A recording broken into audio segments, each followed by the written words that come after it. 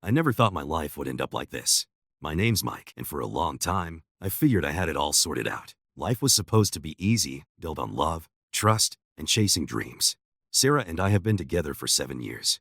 7 years, it feels like forever when I look back, not just because of the time, but because of what we lost along the way. We met in college, two people clicking in a crowd of strangers. It wasn't some instant love story, not quite. But there was something about her confidence, her easy smile, even when she wasn't trying to pull me in, bit by bit. She had this quiet strength I respected. Nothing loud or showy, just a vibe that made people notice her. Back then, I was just a regular dude, kinda awkward, not sure of my place in the world. But Sarah? She made me feel like I could be bigger than I was. I figured sticking by her would teach me something. I thought it was the start of something great. Our early days were chill but full of hope. We didn't jump into anything too fast. We were cautious, both knowing how shaky things can feel when you're young. But soon, we were tight, staying up late talking about our plans, our dreams, our worries. It was the kind of bond you hear about in books.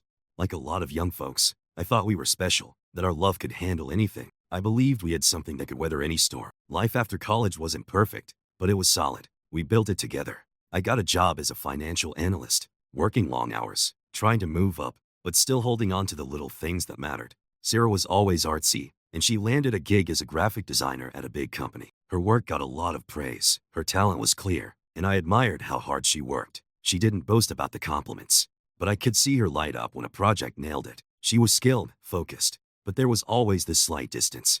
Something I couldn't quite put my finger on at first. We didn't have kids. It was a decision, or at least I told myself it was. We talked about it early, but there was always a reason to work, trips, career goals. After a while, I stopped bringing it up. She never flat out said no, but there was this hesitation that made me question if I even wanted kids.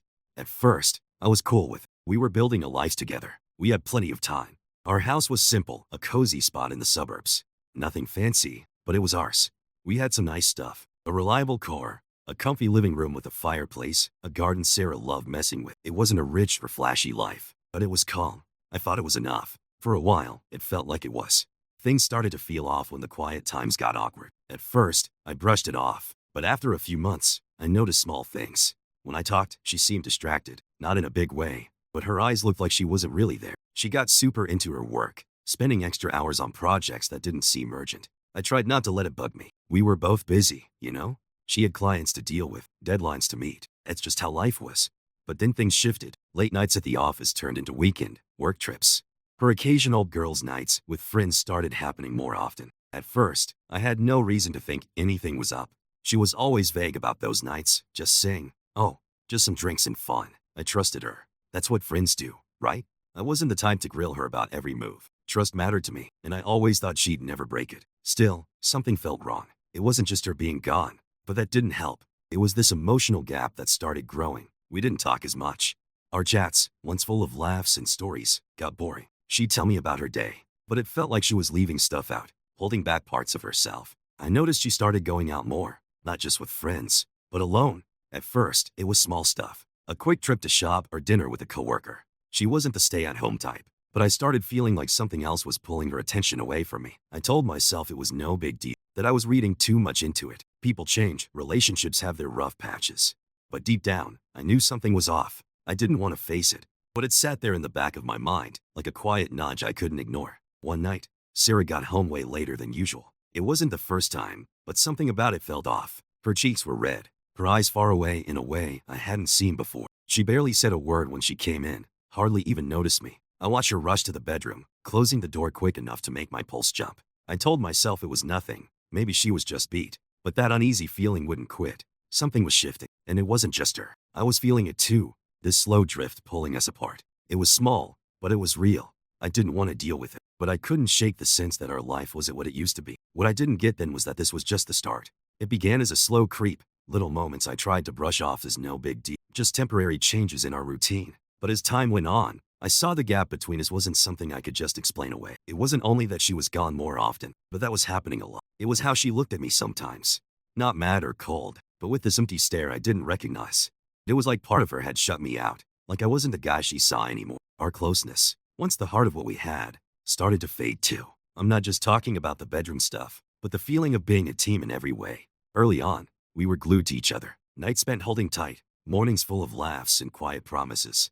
But bit by bit, it turned routine. We still hooked up, but sometimes it felt like going through the motions. There was a change in how she touched me, how her eyes wouldn't quite meet mine. It wasn't like she didn't want me, it was like her mind was somewhere else.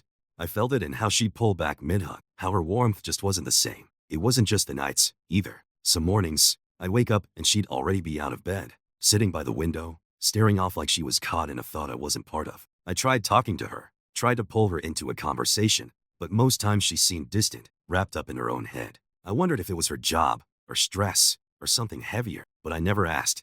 I didn't want to push.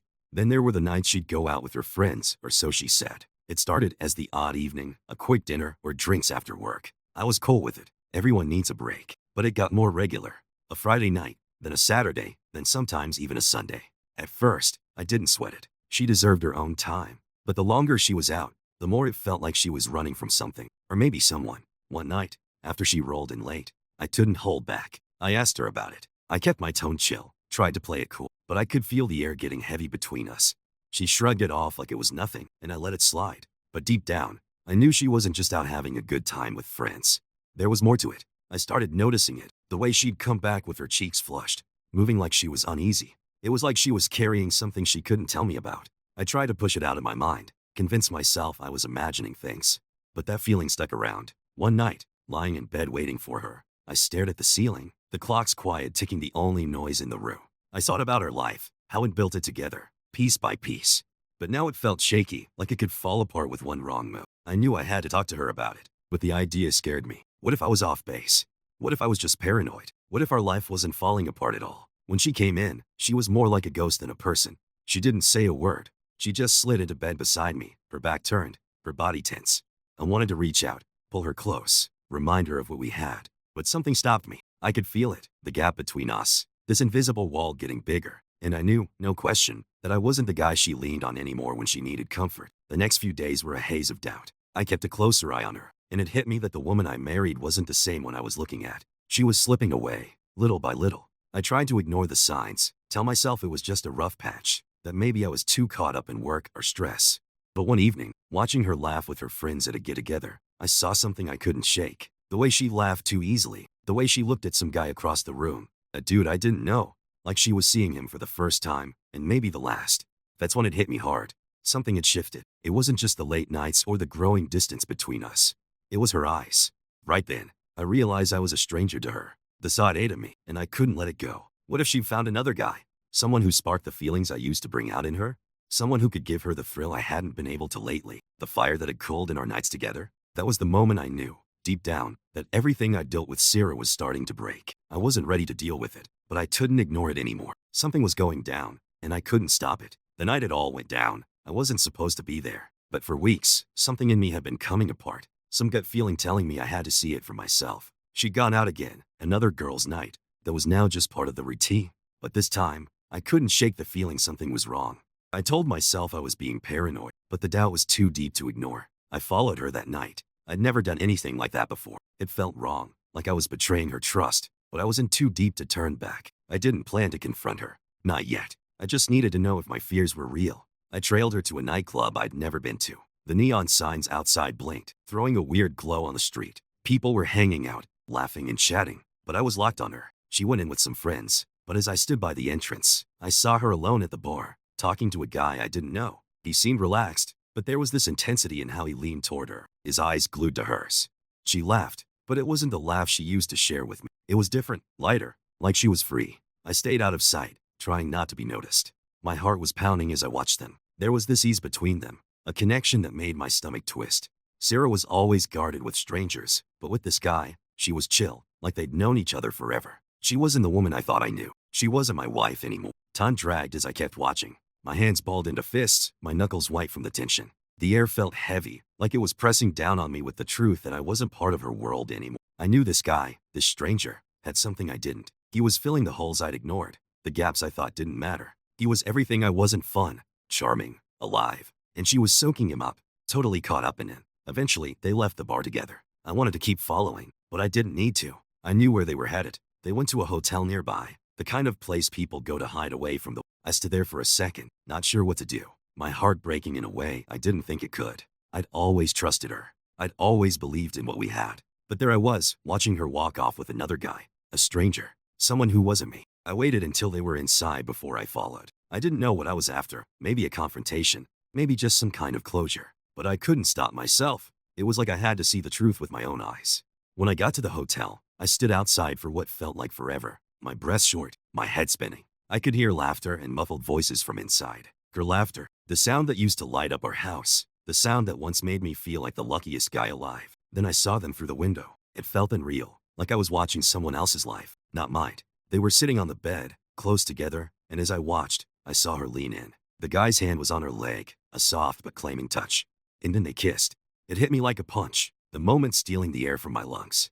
I saw her eyes close, her body relax as she gave herself to him, no holding back. I couldn't look away, even though every part of me wanted to run, to get out of that nightmare. But I stayed, stuck there, watching her cross a line I never thought she would. There was no mistaking it, no way to pretend it wasn't happening. She wasn't mine anymore. She'd given herself to him, and in that moment, I knew everything I thought I understood about us was a lie. I wasn't the guy she wanted anymore. She'd found someone else. The weight of it crushed me, like I couldn't breathe. I wanted to barge in, demand answers, but I knew it wouldn't fix anything. The truth was clear in how she touched him, how she let herself go with him. There was no room for me in that moment, no place for me in her life anymore. I was too late to change it.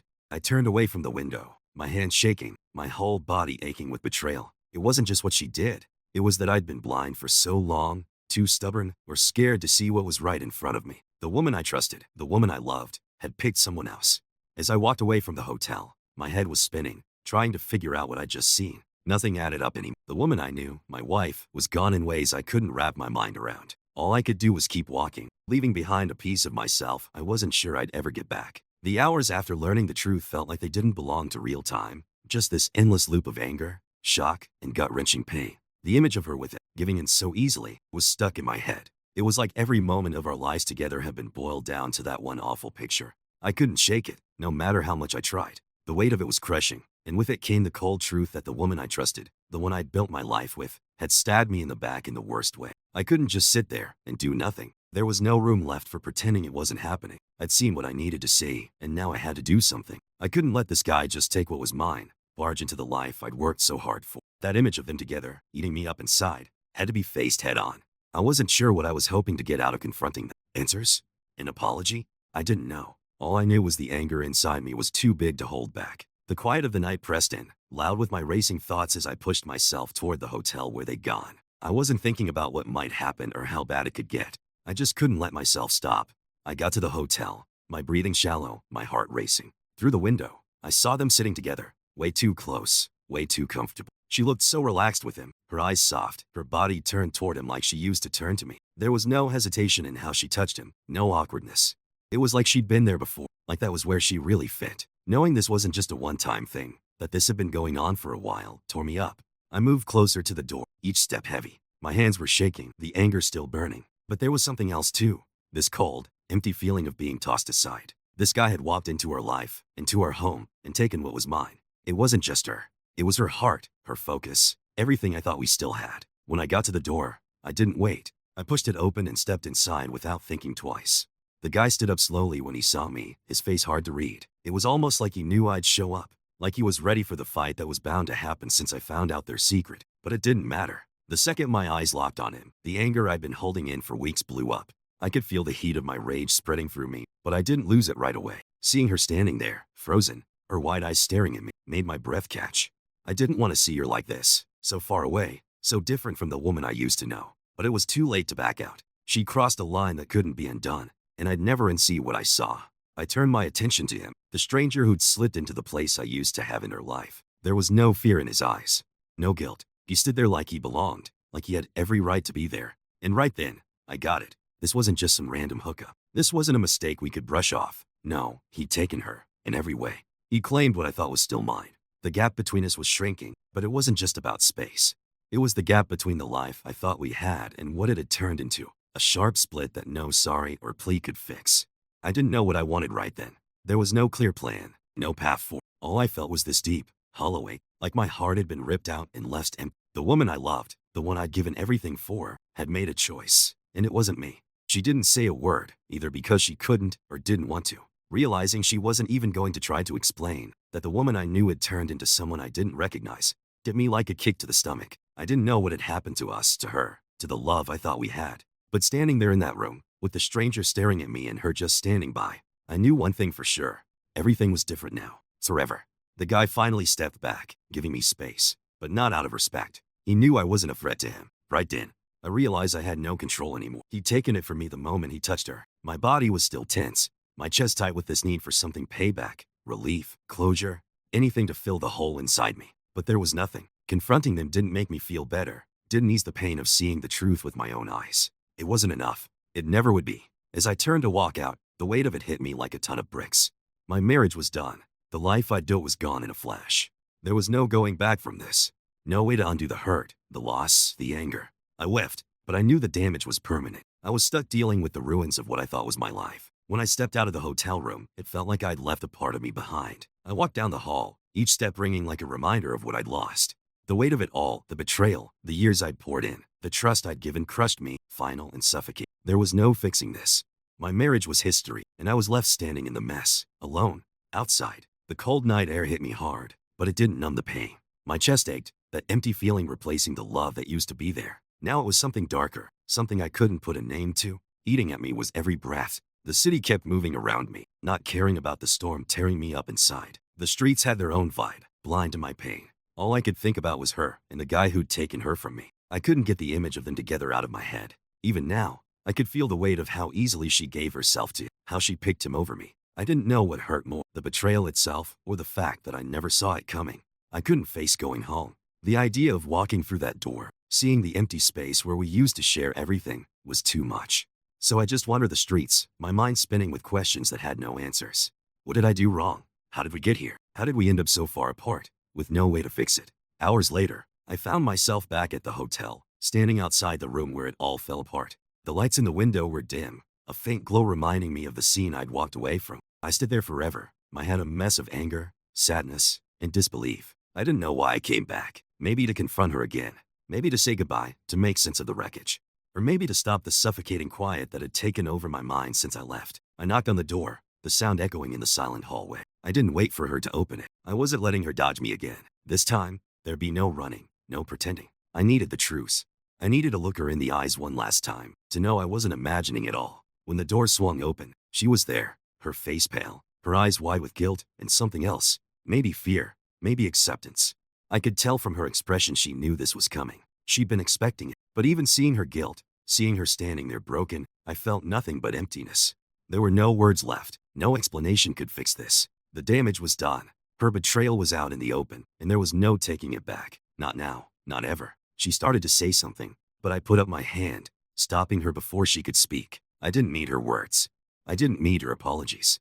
They wouldn't change the fact that everything I believed in was a lie. The life I thought we had, those years of closeness, trust, love, was built on nothing but deceit. I didn't need to hear her reasons. I didn't need to know why she did it. What would it change? The woman I loved, the one who meant everything to me, had chosen another guy, and in that moment, I saw how little it mattered to her. Her eyes searched mine, but there was nothing for her to find. No forgiveness, no love, no trace of the guy she used to know. I wasn't that person anymore. I couldn't be, not after all this. She'd taken too much from me, and there was nothing left to save, nothing to fix. Sarah took a step toward me, like she wanted to reach out, but I backed away. There was no fixing this, no way back to what we used to have. She replaced me. As much as it hurt, I had to face it. I had to walk away. I turned to go, the weight of it hitting me like a tidal wave. It was done. There was no returning to the life we had. As I stepped back into the night, I felt the last bit of our love fade, leaving nothing but the sharp sting of betrayal behind. That's it for today's story. If you like this one, give it a thumbs up and hit that subscribe button for more stories like this. Got any thoughts or stories of your own? Drop them in the comments. I'd love to check them out. Thanks for sticking around, and I'll catch you in the next one. Stay cool.